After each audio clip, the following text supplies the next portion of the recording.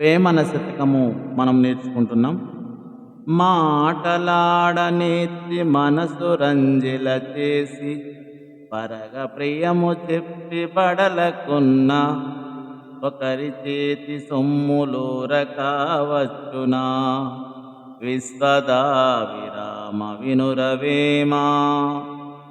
మాటలాడనేత్తి మనసు రంజిల చేసి పరగ ప్రియము చెప్పి బడలకున్న ఒకరి చేతి సొమ్ములూర కావచ్చునా విశ్వదాభిరామ వినురవేమా.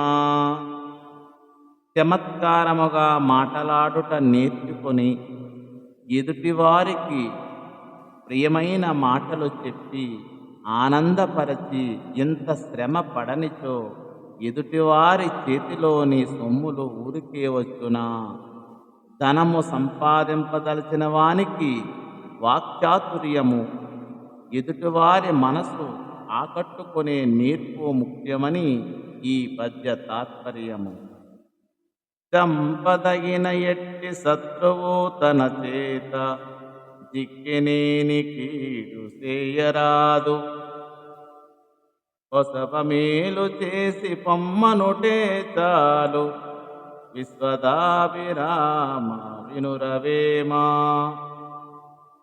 చంపదగినంత మహాపకారం చేసిన శత్రువు తన చేతికి చిక్కినప్పుడు తిరిగి వానికి హాని చేయుట నీచ లక్షణం. ఆ శత్రువునకు మేలు చేసి అనగా చేతనైన ఉపకారము చేసి పొమ్మన్నచో చాలు వాని తప్పు వానికి తెలిసి వచ్చును.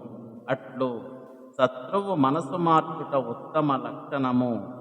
చేతికి దొరికినాడు గదా అని మరలా కీడు చేసినచో వాని మనసులో పగ పెరుగును కానీ మార్పు రాదు అని ఈ పద్య భావము.